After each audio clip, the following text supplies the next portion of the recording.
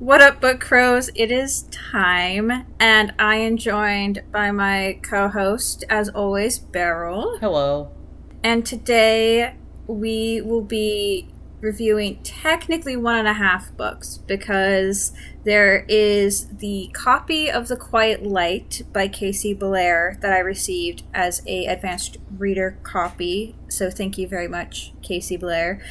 But there's also the prequel that goes with it that I also decided to read that we're also going to be doing. So, technically one and a half books. The prequel was only like 170 pages, so it's not that crazy. I decided two birds, one stone. Yeah. Best way to hunt. Yes, exactly. But before we get into that, Beryl, have you been too busy to go get new books or read books? Too busy and too poor, honestly. The life of a college student. By the time this episode goes out, I will have my degree.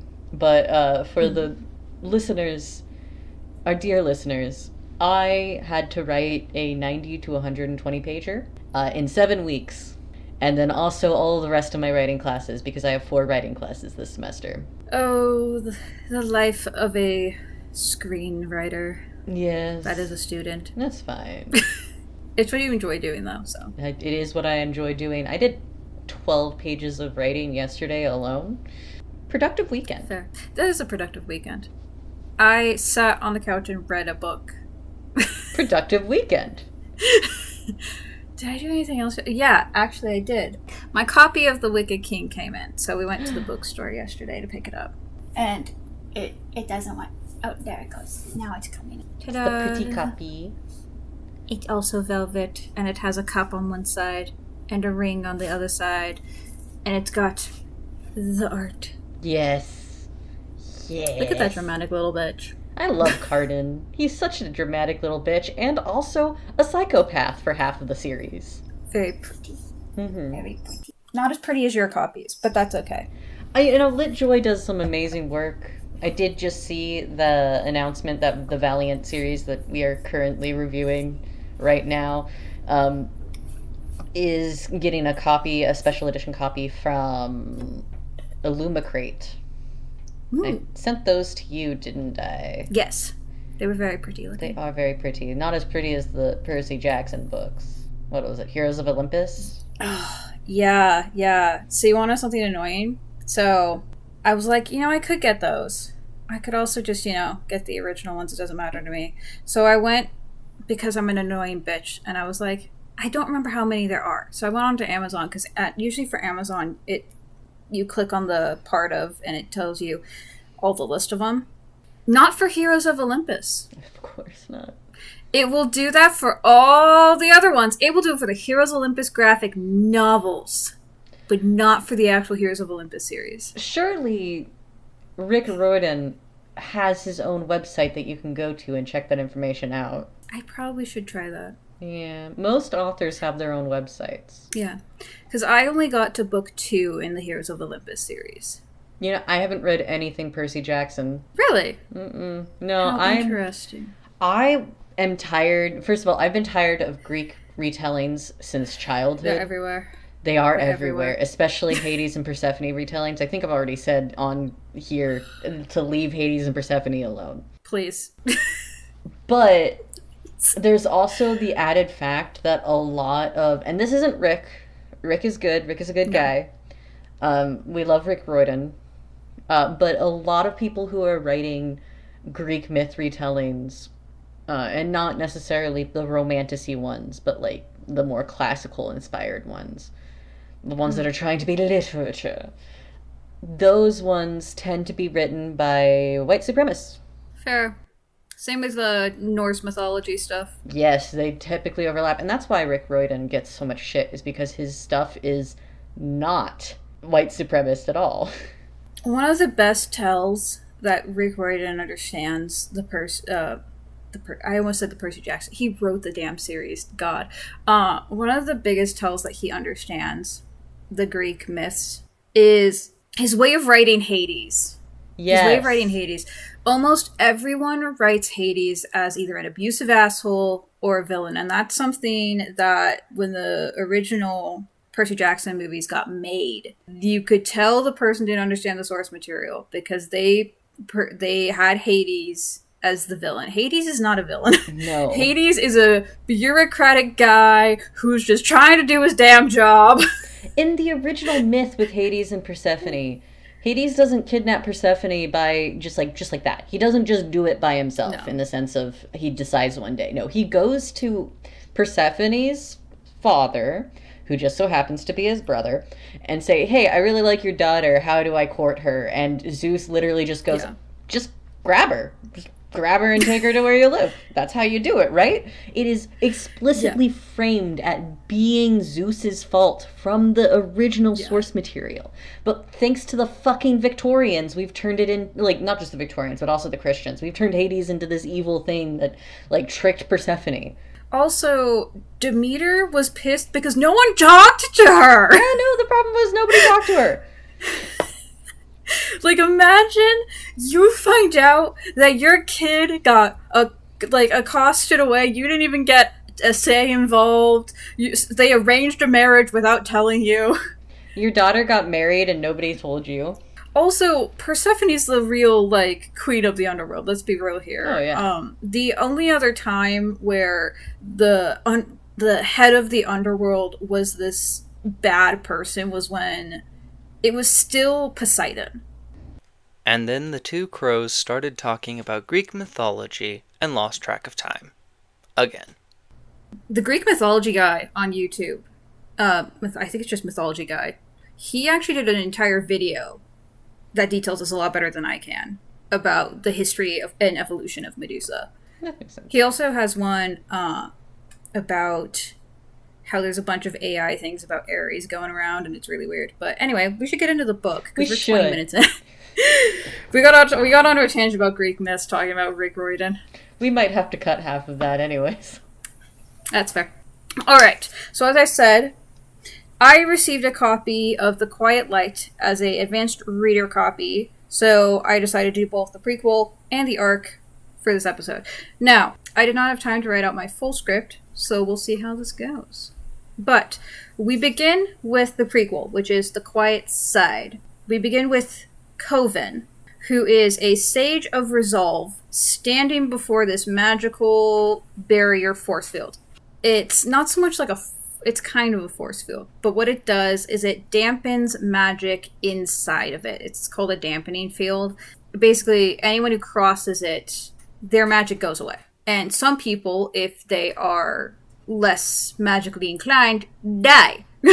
Terrifying. And so he has been asked by the Brotherhood of Priests, basically, to take this down. Because what happened is the Brotherhood of Priests, basically, they take care of these little sages. And the sages are basically gods incarnate, is how it's explained. The force field was set up by another sage, who is actually the main character in Book 1. Her name is Eora, and she's the Sage of Wrath. And she went rogue and set up this whole field. She went up to the Celestial Temple that's at the top of this mountain inside the field. And just, as they say, detonated. And this field appeared, and so now none of the priests or anything can go in, because they will die. But Coven is the strongest sage that's still alive. So they're hoping that he can, get it to go down. And his power, since he's a Sage of Resolve, is through determination, basically, his willpower. The more willpower and strength he has, the stronger his magic is. And he is having doubts about, number one, if he can even do this, and number two, if he should do this. Because while he didn't know the Sage of Wrath well, he did know her. And he also knows the priests are not good. They're not good. So he knows he can cross the magical field and not die, but he does know he'd lose his magic. And he's really conflicted on if he should even bother taking this down in the first place. And while he's thinking about this, behold, through the mist, a dragon appears in human form. Oh. And the dragon walks up, and Coven's like, am I gonna have to fight this dragon? Because dragons are our enemies. Fuck and the dragon Fuck the dragon. Fuck the dragon. I'm sorry. So the dragon stops, And they have a bit of a conversation. The dragon's just trying to feel him out. He's like, are you, like, worth my time here? Because he's trying to figure out if there's other sages who are willing to go against the priest, basically. He's like, if you don't know why the Sage of Wrath did this, then you're stupid. Yeah. That's literally, he's like, nah, you're an idiot then. Coven's straight up and he's like, yeah, I was sent here to take this down, but, like, I don't want to. And as the priests are coming, because they can sense the magic of other beings, so that's also how he knew the dragon was coming in the first place. The dragon looks at him and goes, I can take you somewhere they can't get to you. And Coven's like, dope, let's go. Fuck So the dragon Fuck the dragon. So the dragon changes into its draconic form, just scoops him up. The priests are like blasting because they're like, no, he's taking our sage. And then the dragon just goes bloop and just flies into the magical force field. Coven knocks the fuck out because of all, the magical dampening magic. And then wakes up at the Celestial Temple. And the dragon's like, back in his human form, is like, no, he's still in dragon form. He just can talk telepathically. He looks at Coven and is like, hey, can you open the doors to the temple? Like, you're a sage, and the other sage is still alive in there. And Coven's like, dude, I don't have any magic now. What are you doing? No.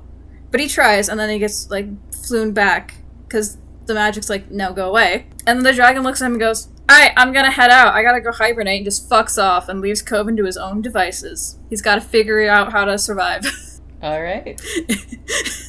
So does the force field take away their magic forever, or just dampens within? It dampens within. Okay. As far as I am aware, if you leave, it comes back. But I don't know, because wait. No, yeah, it totally does, because other people have left and come back, and then they still have magic. So yeah, it just dampens within. That's the entire point. Okay. Basically, no magic can come within the space. The dragon should have thought that one out, though I'm sure it appears that it doesn't affect dragons the same way it affects humans, yeah. It does not affect dragons, because dragons are so much more magically inclined. Well, you know what? Fuck the dragon, then. Viewers, allow me to be a monster fucker for at least one episode. I believe I've told somebody somewhere that the only way to get me to fuck a man is if it doesn't look like a human. My hear me outs completely existing, because women on hear me out cakes are like every female character ever has been designed to appeal to somebody. So like, what if they're trans though? A trans man or trans woman? I wouldn't fuck a trans man. Okay. I would fuck a trans woman, but not a trans man. Like, okay. A trans man's still a man. Gross. That's true. That's true. Trans woman's still a woman. Yay. Fair. But, like, that is fair. My one hear me out that I have on a hear me out cake is 100% just a horrible monster. And now I have to find it for you guys. For at least time. Okay, does this mean that you would fuck a furry? Or just a dragon? Look. Dragons. Like, if we're looking at Pokemon. No. God, no. Okay, let's look at this. That's a tree. That's a rotten tree. Turned into a giant titan monster. It's a titan. That's a tree. Okay, and? Hear me out. I think you would get some splinters. It's got that presence. It's a tree!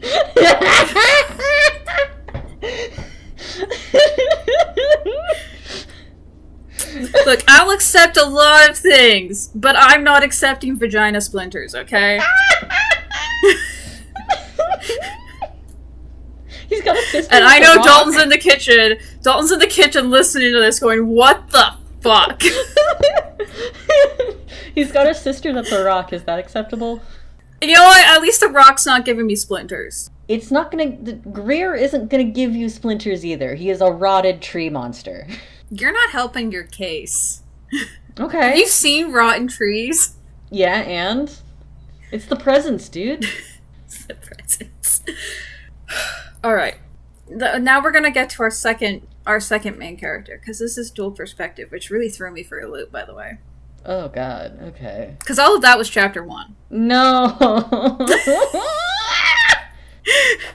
So chapter 2 is from Tassa's perspective. Tassa lost me a little bit. This chapter came in, And my entire thought process was, is this a self-insert for someone finally told me that I'm not broken because I have ADHD? That's the vibes I get from Tassa. Yikes. Yeah. So, Tassa is a null, which means she makes magic useless. She can deactivate anything that's magical by existing and temporarily make people magicless by touching them. And she is a resident of Crystal Hollow, which is a town at the base of the mountain that the sanctuary temple is. But how many times in fiction are we going to get a Crystal Hollow? That's a good question. It's just a common fantasy name. So basically, after the sage created the quiet, which is what the dampening field is called inside this area, she's the only one able to go up to the mountain due to being a null. The magic doesn't affect her. And she made a cottage at the temple out of materials of refuge from all of the other buildings that got demolished when the magical force field got enacted. She goes to her little cottage, which is, this little crooked thing, because, and sees Coven inside, and her first thought is, there's a random stranger in my house. The second thought is, damn, he cute. Oh my god. Okay, girl. Alright. There's a perfectly good dragon around. She knows the dragon. Apparently she now interested in the dragon. Oh my god. You could have at least picked a woman after you rejected the dragon. Oh my god. So, Coven is very impressed that she built this unmagical house, because one of the other things that she says is that all of the pieces that she made her house out of were originally magical parts, because magic is embedded to almost everything in the society here, or at least it was. So she had to touch all of the pieces to destabilize the magic in it. She basically agrees that, yeah, you can stay with me in my cottage, random stranger I just met who's kind of cute. And this is when they start having deep philosophical conversations, because Coven knows absolutely nothing about life. He doesn't know how to cook. He doesn't know how to clean. He knows absolutely nothing, because the priests didn't teach him anything except for, magic. Because that's literally all he's meant to be, is just this magical weapon vessel thing. Okay, so just a typical man, understood.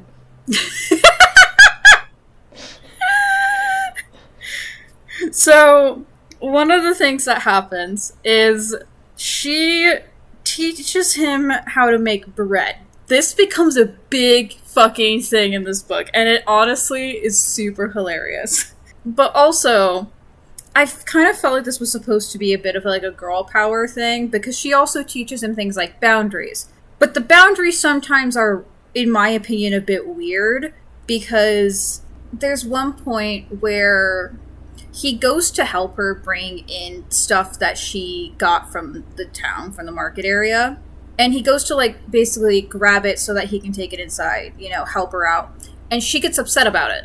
She's like, no, I can do this. I'm not useless. I don't need you doing everything for me. You need to learn that you can't just come do this. He's literally just, offering to help you carry stuff inside, and you're mad at him. So wait. Is she used to a life where people are treating her that way? Has he treated her that way? Is this coming out of nowhere? So her life has been this. She is a null, so everyone in the village absolutely hated her. No one wanted her around, nothing. No one wanted her to touch them, nothing. And we find this out later, when Coven goes to town with her, a lot, how people treat her. But now that she is valuable to the society, everyone wants her to fix shit. Okay, alright. So she's used to doing things on her own. There's no reason for her to get there's no reason for her to get upset at him. Because typically when people act like that, it's because they have a history with being treated that way by either that person or society at large. Yeah. Okay. So she fucks off to go to the village. Coven is there to make bread. And he is thinking about Tassa and making bread. And he's thinking about how Tassa is beautiful and all their philosophical conversations. And in between all of these things, where he's thinking about Tassa, philosophical conversations, the meaning of life, what is his life now that he has abandoned his sagehood, in between all of these things, is constantly my new favorite phrase in life. I fold the bread. Oh my god. Okay. Fold that This bread. happens for like an entire chapter. Are we making some puff pastry in here, baby? I'm sorry. I'm sorry. I'm sorry. All the talk about dragons got to me. Okay. So, which is why my section for this in my outline is much philosophy, much bread. It's so great. So, Someone's two special interests are philosophy and bread and are very poor at hiding it. yes. So, at one point, mind you, this book takes place over like 2 days. So, at one point, Tassa and Coven are like talking, and they're about to kiss. When who should come through the door but learned Muka, who is Coven's master, basically. Okay. His teacher. And they have risked their life to come here to go collect Coven, because they're like, the dragon kidnapped you. You obviously have to come home. And he's like, yeah, no, I didn't want to. Okay, so we kill this guy, right? No. God damn it. There's talk back and forth. Learned Muka very clearly has no care for Tassa, and then Tassa kicks him out, basically. Because they talk about how, well, clearly, we can't just say that you abandoned your post. We need to say something about the dragon. Like, why don't we kill the dragon in place of, you dying, basically, is how they describe it. And that gets Tassa mad. And then Tassa gets pissed off at Coven because he didn't say, no, we can't do that. He just said, I don't like that idea. Tassa. This is a boy who's been indoctrinated into religion really heavily. Tassa, just because he didn't say specifically, no, we shouldn't do that, instead of, like, he said, I don't like that idea. This boy is, oh my god, okay. Alright, understood. We have religious trauma versus ADHD self-insert. And yes. One of these people was more well-written than the other, I guess. Yes. Coven, after this argument, grabs a little basket that Tassa has, and he goes outside and starts collecting the scales from the dragon that came off, because the dragon got injured when he, absconded Coven. So there's these scales everywhere. And Tassa's like, what the fuck are you doing? And Coven's like, I came up with a decision. I'm going to use these scales to make a magical barrier thingy so that they can't come up here. Or something like that, basically. He's going to use the scales because magic. A magic barrier inside of the anti-magic barrier. Yes. Okay. Because, yeah. So then they go to the town. Okay. This is when Coven gets the first look at this town and how people treat Tassa. I don't remember why he went with her. Not gonna lie. I think it had something to do with the magical scales. Okay. So they go down there, and he sees everyone just demanding shit of her. Everyone's demanding, you need to fix my sink. How dare you not do this already? I need this, I need that. And this is when Coven comes up with his resolve. And his resolve is, I'm going to make life better for Tassa, because Tassa's the only thing that matters in my life. And he realizes he can imbue magic into the dragon scales. Dragon tails. Dragon tails, so, dragon tails. You knew where I was went, literally right? thinking about that TV show earlier today. He has her take him to... They go to the little junkie thing, her little junk pile of magical refuse debris. She's like, you're mad at me? He's like, yeah, because you're just letting people use you and demand shit of you. She's like, well, you have to remember, I've always made their life harder, and now I can actually do something. There's this whole thing throughout this whole book of being useful to people, and boundaries and, philosophy of life. So he realizes he can imbue the scales into things so that she cannot nullify them anymore. So she can fix things and have things last longer magically so that she's not having to constantly fix shit. And Coven goes with her as she's going from house to house, and he's looking at people going, yeah, you're gonna actually pay her like she's an actual adult and not a child, and stop just giving her food and random shit. And people are a bit like, who are you? And he's like, I'm the one who's gonna enforce this shit. Like, get fucked. No. Yeah, and so he even has a very intense argument with a really old grumpy lady. And she's like, grr, how dare you? And he's like, bitch, I will fuck your shit up. And I don't remember if this gets Tessa upset or not. But they go back to the cottage, they make up, and spice happens. Oh, wow. It's not that Who would have interesting. guessed that would happen? Wait, how far are we through the book if we are getting spice already? I don't remember. It's, like, pretty close to the end of my notes. Oh, okay. Wait, what? Yeah. This is the book? Yes. This is the... I get to this. Is this the prequel? This is the prequel. Okay, never mind. Keep going. Yeah, this is the prequel. So they find out that there's priests the next time they go to town. There's priests at the little edge of the thing. And they confront Learned Muka and all the other priests. Coven goes there because he's a sage, and Tassa goes as a representative for Crystal Hollow because she's important now. She matters. And Rudolph. her bread. Her and her bread. No, Coven's the one who bakes bread because Tassa's too ADHD to remember how to do things on time. Okay. Yeah. Remember when I said one of these characters were well written? I regret saying that. Yeah.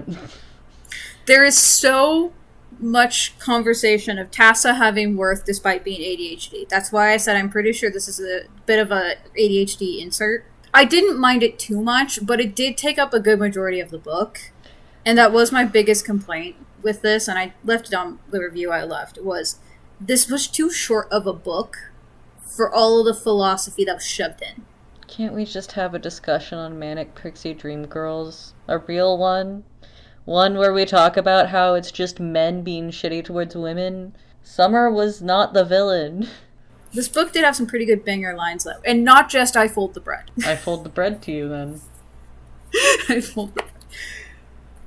Literally, anytime anyone has a serious conversation now, Dalton and I are just going to look at each other and go, I fold the bread, and people are going to be real confused. It made me laugh so fucking hard, though. It made me laugh so hard. I might have to, like, pull up an example of it and read it later. But, so they go, Tassa actually touches Learned Muka and is like, yeah, now you have no magic, and Learned Muka's like, ugh! And then Coven uses his resolve to take away the resolve of all of the other priests, because that's how magic works in this world. You can either increase or decrease, basically. You know how it is in Avatar The Last Airbender, where they have to, like, do all the Tai Chi movements? Different types of martial arts, depending on which one, but yes. Yeah, that's basically how this works. They have to move and do what's called katas in order to power their magic. Okay, I respect that.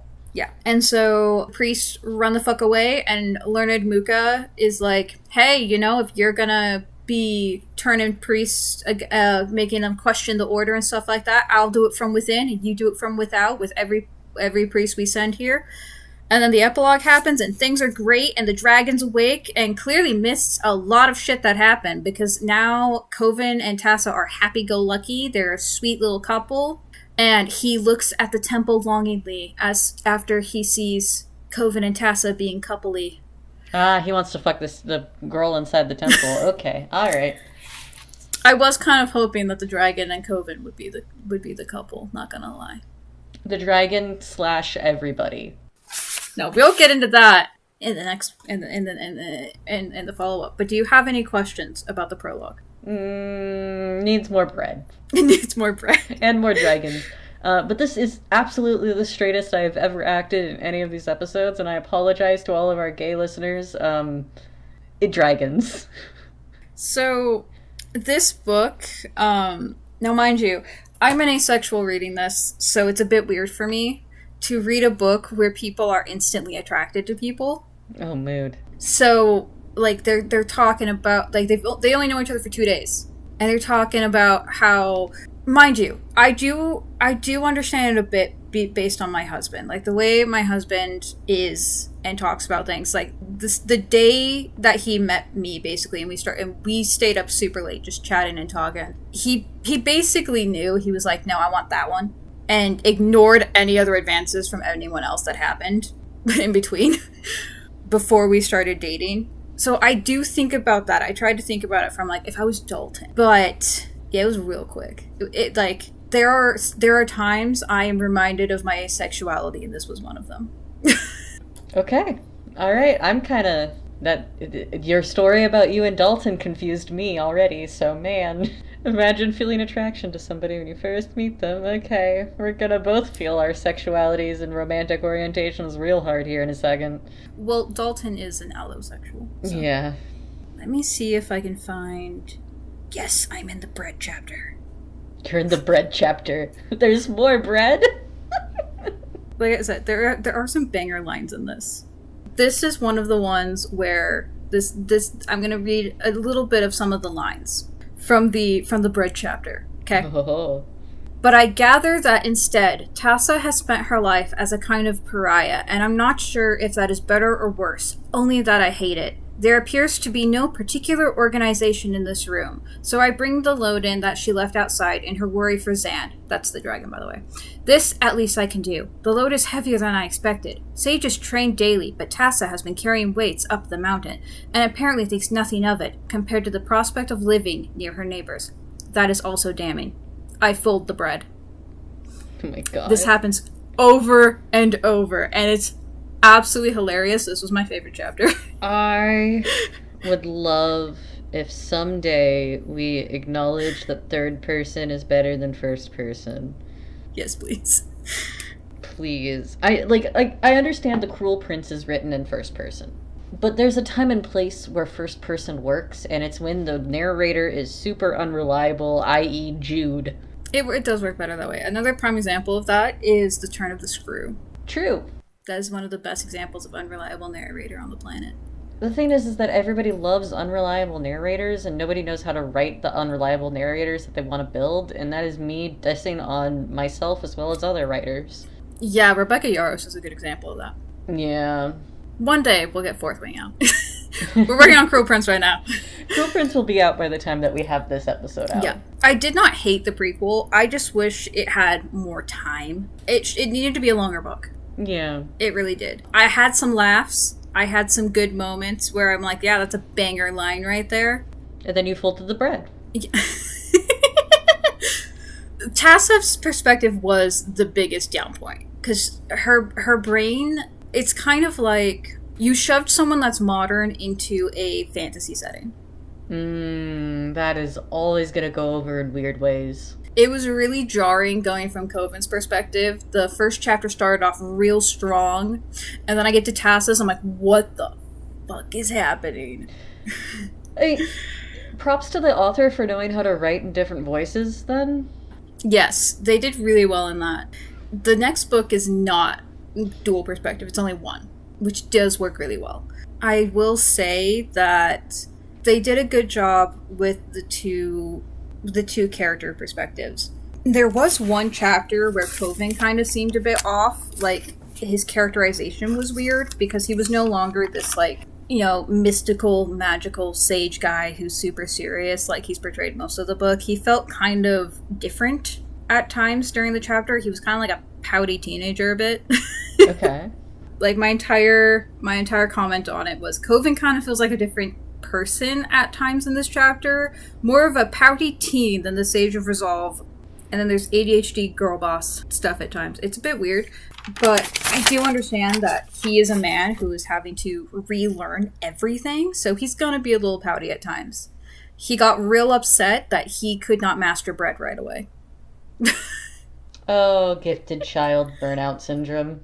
Yeah, it was a bit of that. He got really mad about it, and she basically had to teach him about patience. Because the entire point is he does not want to feel like he's adding more of a burden onto her, is how it's described.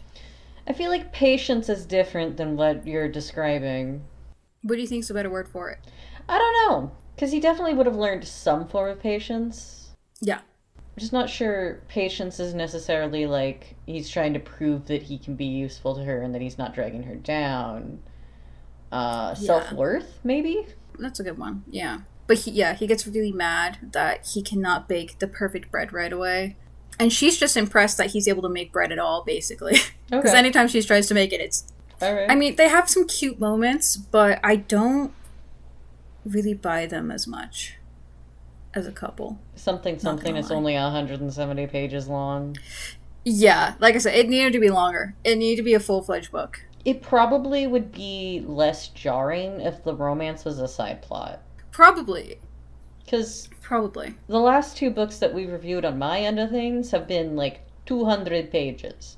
That's fair. And you That's fair. believed the romance between Kay and Reuben by the end of those. Yeah. There's also, I don't like that his essential meaning for life comes out of a relationship. Agreed. It's really gross. That is something that is a bit upsetting. While my husband and I can't imagine life without each other, I do know that I can function when he is not here. True. And I have things outside of him. And he has things outside of me. And that's healthy. Yeah. Like, I do...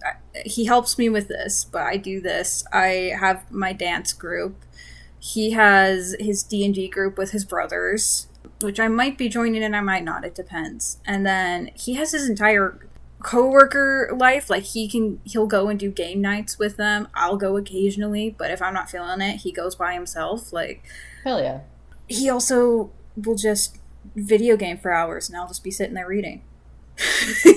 It's a healthy relationship, unlike most of these book relationships. This next one's about to get real unhealthy. Ooh, but it's got a dragon, so I can accept it. It does have a dragon. Yes. It is acceptable because of the dragon. Alright, are you ready for The Quiet Light? Yes. Question, how many pages is this one? It was like 414, something like that. Damn, okay. Bit longer. Just a I bit. stayed up till like 12:30 reading it, and then I finished it up this morning. Ah. But I didn't start reading it until like mid-afternoon yesterday. So it's a fast read. Understood.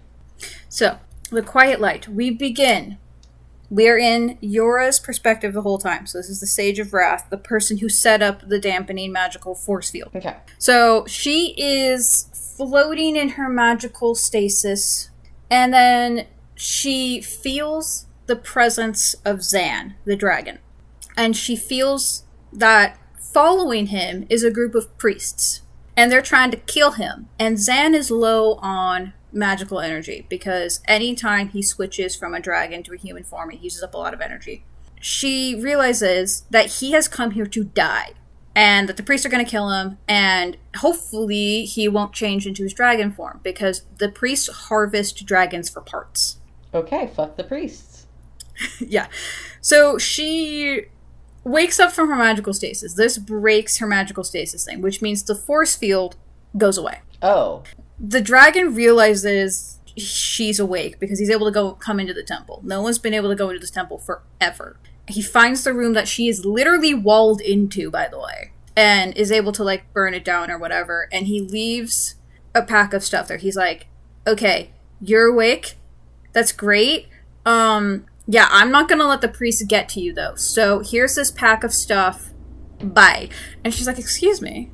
What the fuck? You're just gonna sacrifice yourself? I don't think so.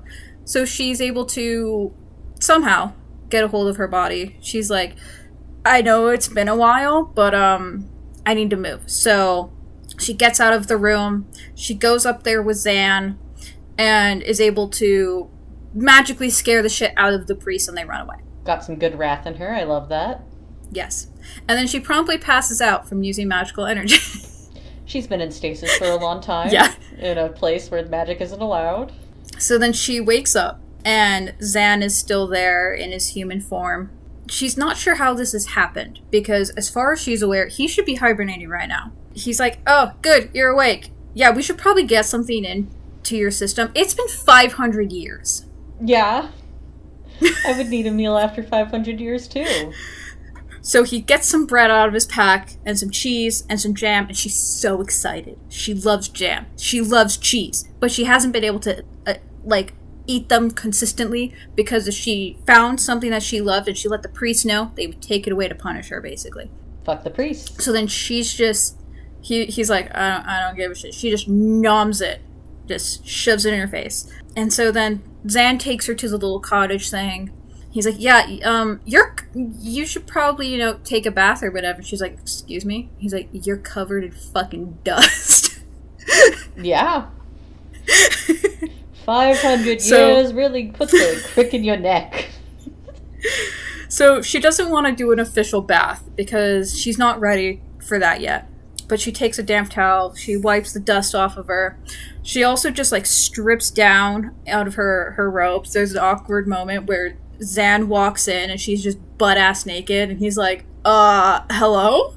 She's like, I thought dragons weren't embarrassed by stuff like that. He's like, they're not, but humans usually are. Well, she has religious trauma, so... And she's like, I'm used to having to be naked around people, because I wasn't able to do shit myself. He's like, okay, here's a towel.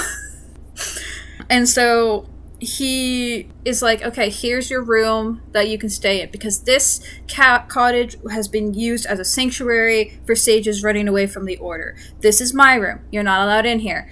But yeah, here's your room. Here's a guest room that originally is the nursery for Tassa and Coven's kids. And she's like, Coven? He's like, yeah. And she's like, cool. And so then we get some interesting notions here. Remember in the last book, I said he looked longingly at the temple when he saw the two being coupled. Okay? Yeah. They have never spoken before this moment.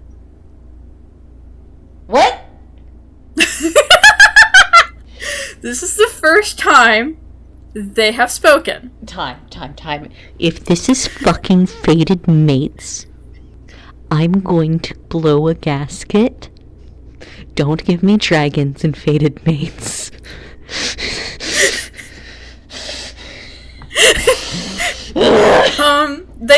They met one time where they saw each other and he turned and walked away. You're very nervous right now, Thyme. So I started reading this very confused. She's also confused how he knows her name, because she doesn't know his name. And he's like, yeah, my name's Zan. And he does not tell her how he knows her name. It's because Coven said it to him. Okay. So then he takes her to town. Okay? She gets a little sensory overstimulated, because a lot of noise. There's a lot of shit going around. She's been in stasis for 500 years. He takes her to this special house. The person, when he knocks on the door, they're like, not a good time. He's like, no, me. It's Zan. It's me. And she's like, great, because something's wrong with Taryn. And Nomi sees Yora. She's like, who the fuck is this bitch? And Zan's like, it's cool. She's with me. And so they go in the house, and Taryn's like, Zan, I need your help. What's going on? And Yora's like, you're a sage. And Taryn's like, wait, you're a sage too? And Nomi's like, what the fuck's going on, guys? Zan's just like, look, we need to get some ice cream so that Yora can eat some ice cream. And also, Ice cream? Ice cream is the food in this book, not bread. It is ice cream. Okay, alright. Somebody was really into ice cream and then wrote bread in the prequel. Okay, this is my mother. Yora is pissed because she's like, you tricked me into coming here? You told me there was ice cream, which she thinks is just cream with ice. What the fuck? Because she's never had ice cream before. Okay. She's like, I know what ice is, but what is ice cream? Fuck and these so, priests. And so this is where we get some lore. Taryn is the Sage of Comfort. Now, we find out that there have been more sages now than there have ever been before. We don't know why. Apparently, because people need them. But he is a Sage of Comfort. So he likes to knit. And his powers are now showing because the dampening field is down. So Zan gives him a magical necklace to cover up his eyes because eyes glow for sages. And Yora figures out he has never had training. He has no idea how to control or use his magic. Okay. And this is because the priests of this era are not training the sages. They are magically binding themselves to them and sucking the power out of the sages. So fuck these priests again. Yes. Yora is a little upsetty spaghetti, but she's like, I'm gonna train you, Taryn. You're gonna learn katas. I'm gonna teach you how to be a sage. We're gonna do this. And Taryn's like, okay, but I don't think comfort's actually a, important shit. And she's like, bitch! And he's like, okay, I'll learn. And then she teaches him a kata. They eat ice cream. She is enthralled. She loves it. Her life is now about ice cream. Ice cream is the most important thing in the universe. Wait till she finds out that you can put jam in ice cream. So that they go back up the mountain, and she learns about blackberries. She's like, excuse me, blackberries? So her and Zan get into a blackberry picking contest, which Zan wins, because, magical dragon. And so then he finds the recipe for ice cream that is in the cottage, and she makes blackberry ice cream. And it is amazing. Where is this plot going? We're getting there. Okay. So just as she's just now eating her blackberry ice cream, and then they feel it. The magical presence of a sage and priests. And so they go outside. She's upset because not only did she just fucking make ice cream, but now it's interrupted by these bitches. Also, this is the next day. I forgot to say that. Okay. That's fine. She couldn't sleep on her bed because it was too soft and claustrophobic. She tried to sleep on the floor. That didn't work either. So she slept with Zan in his bed. It was great. And then she made ice cream. And now this is happening. She is so valid. Okay. So they go outside together because he wants her to stay inside. He's like, they want you. I'll go out. It'll be fine. They'll just kill me. It's great. And she's like, excuse me?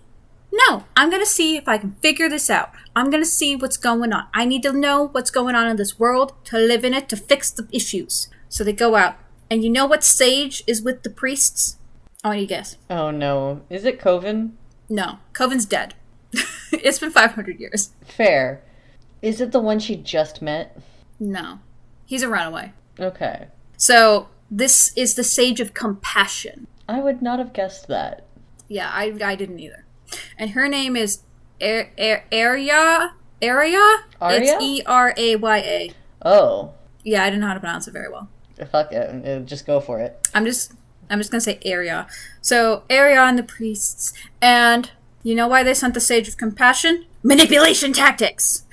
You said that so seriously. Okay. She's using her compassion to try and manipulate Yora to come join them. She's like, my sister! And Yora's like, bitch, what the fuck? And then she realizes what the magic is, because the magic just looks like light at first because it's yellow. And so she starts using her magical wrath powers to, put some discourse between the priests. And it goes downhill real quick because they're like, excuse me? You're not going to join us? You're gonna be against us? That just means we have to kill you and the dragon, I guess. And so she uses her magical powers and pushes them down the mountain, and they're like, ah! Yeah. And then it also doesn't help that Taryn and Nomi pop up, and they're like, you've been harboring a sage? You're not just a rogue. By the way, they don't know who she is. Well, they do find out who she is because she tells them, but no one else knows who she is. Wait, Taryn and Naomi are surprised she's a sage?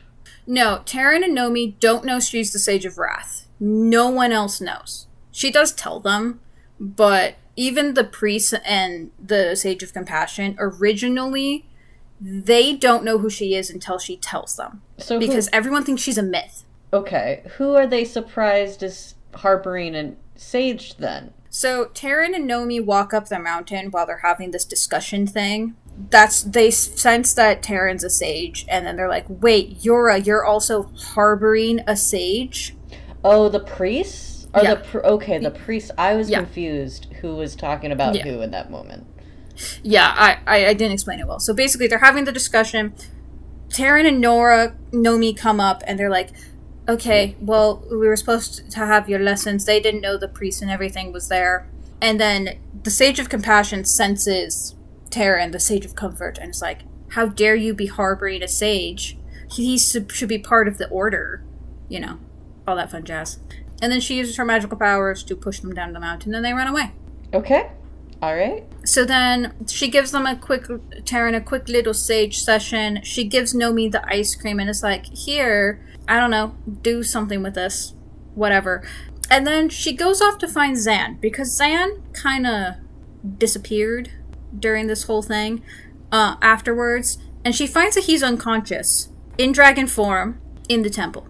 Okay. All right. Because he used up too much magic during the whole battle thing. Because he, if I remember correctly, turned into a dragon. She goes into a frenzy because she's freaking the fuck out. She just starts making a fuck ton of ice cream. Because right before... Oh, God. Oh, my God. Because part of the thing is, to go get the ice, to make the ice cream and stuff, they had to fly up the mountain to get ice.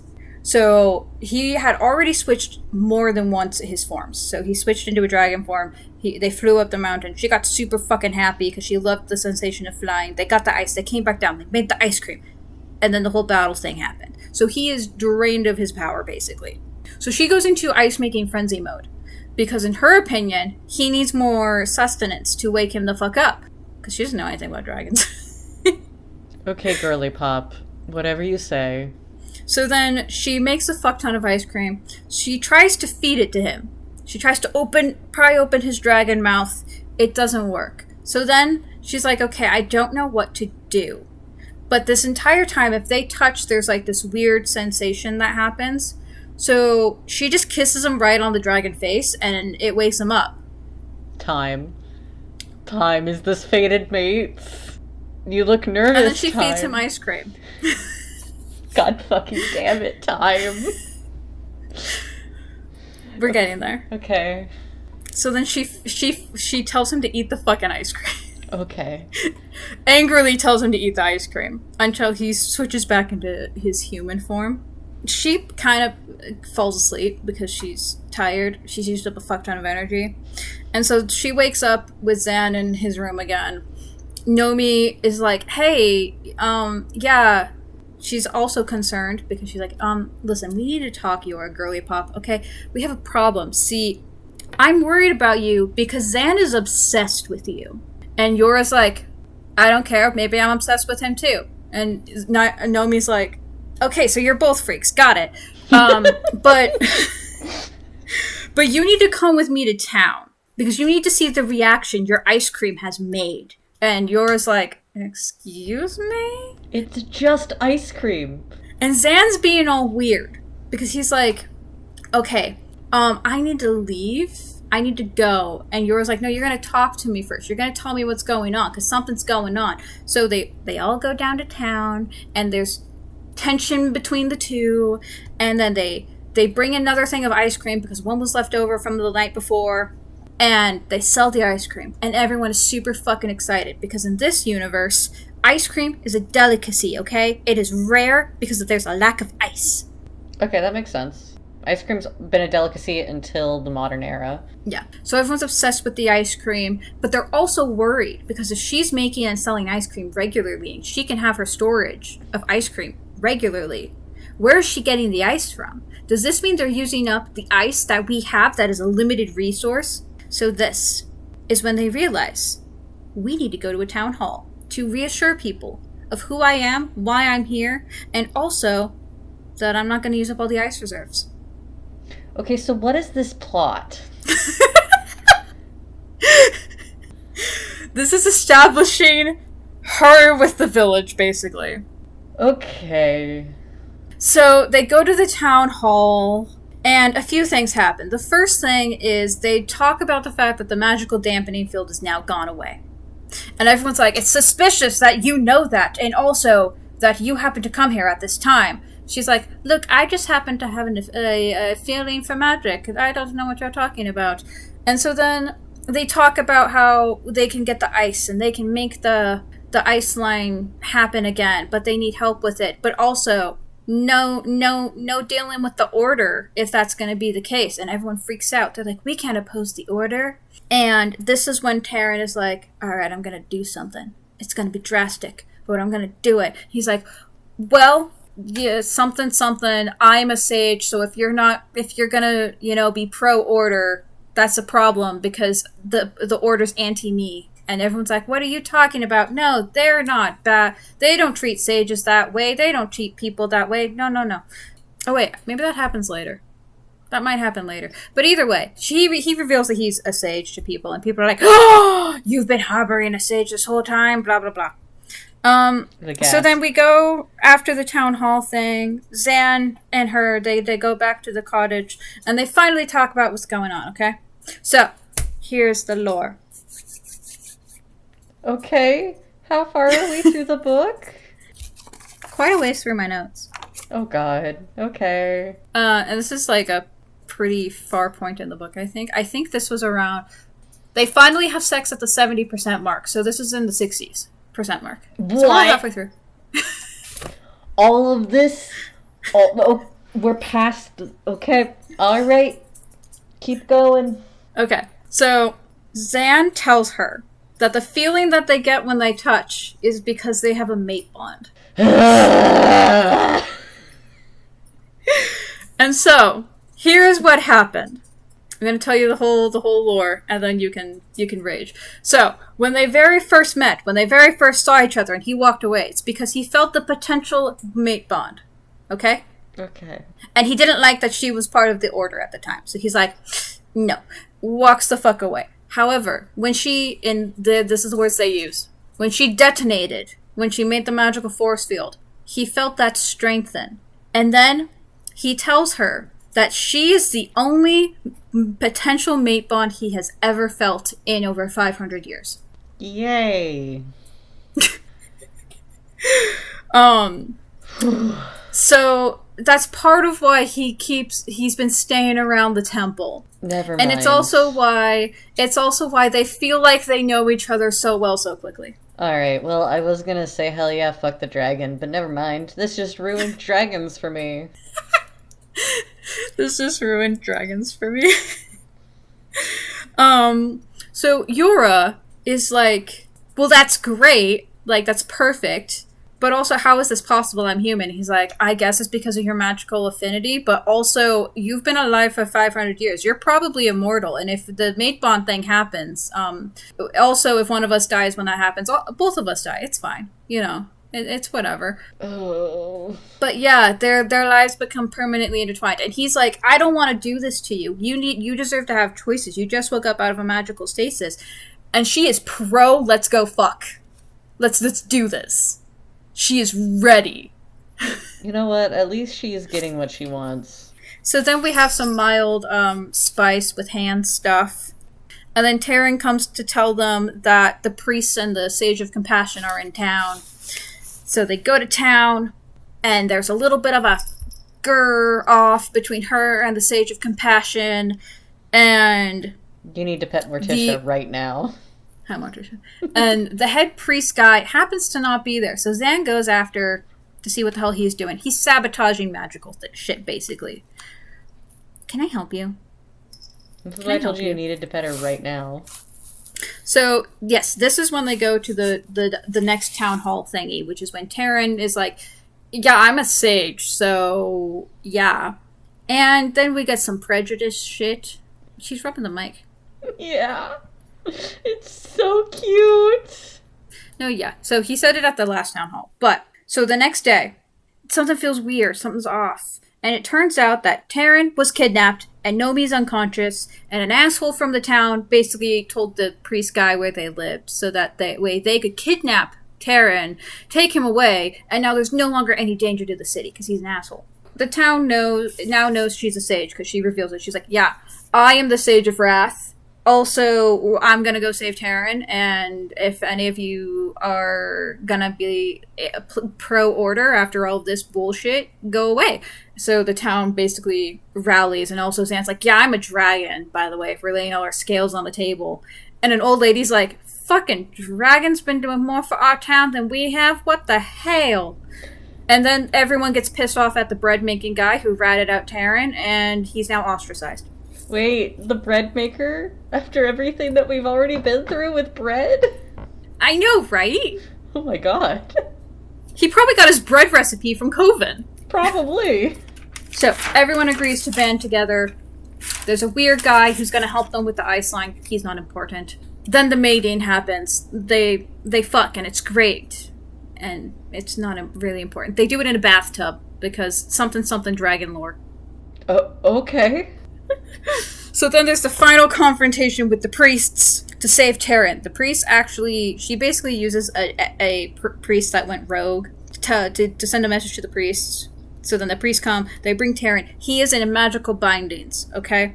And the Sage of Compassion is there. She's in the front. She's their mouthpiece. And all of the town is on one side, and they're on the other side. And Yura and Zan come out, and everyone makes room for them. And then they get their little battle off.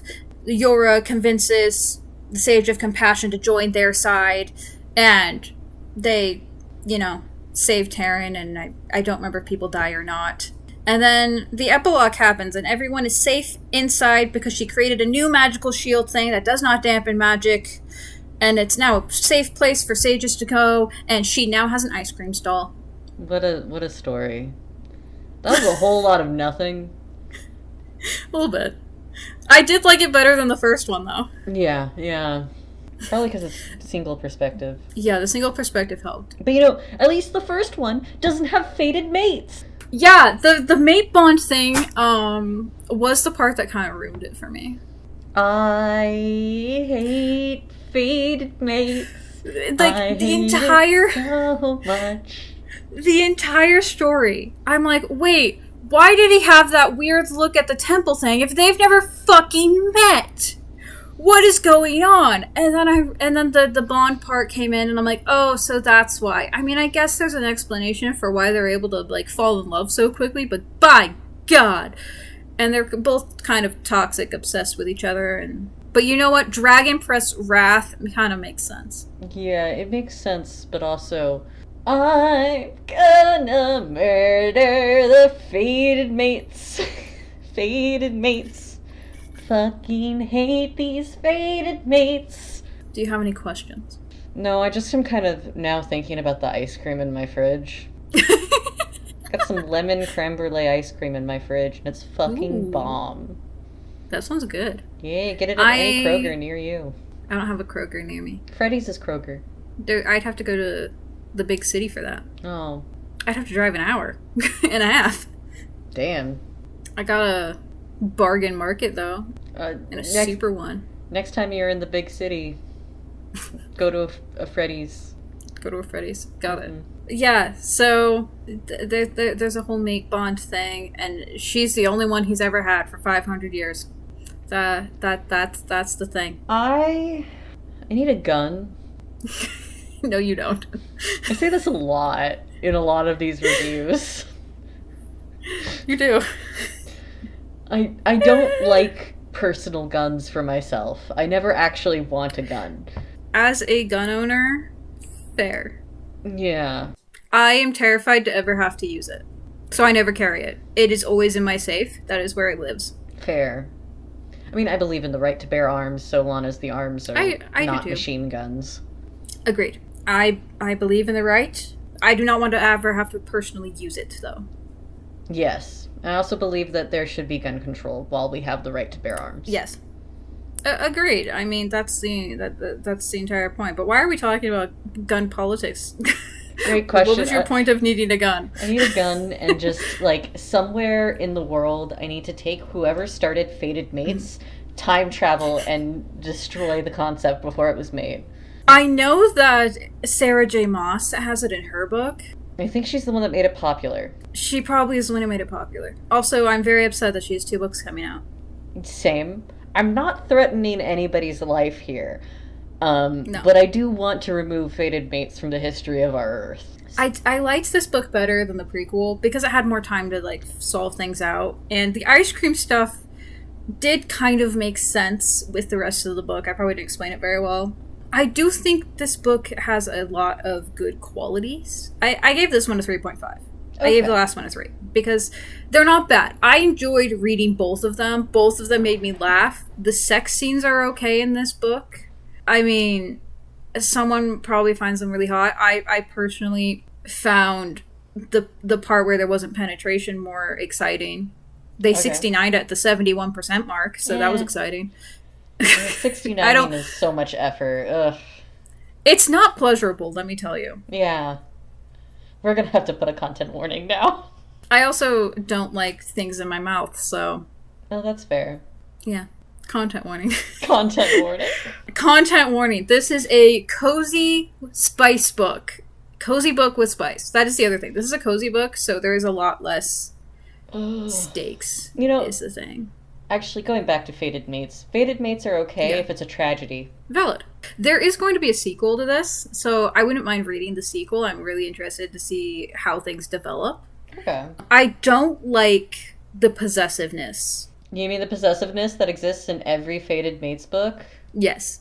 Yes. Because he starts getting upset when other men get around her. Yeah. And I don't like that. Fated mates. I don't like that at all. She also starts getting upset when it physically pains them to not be with each other.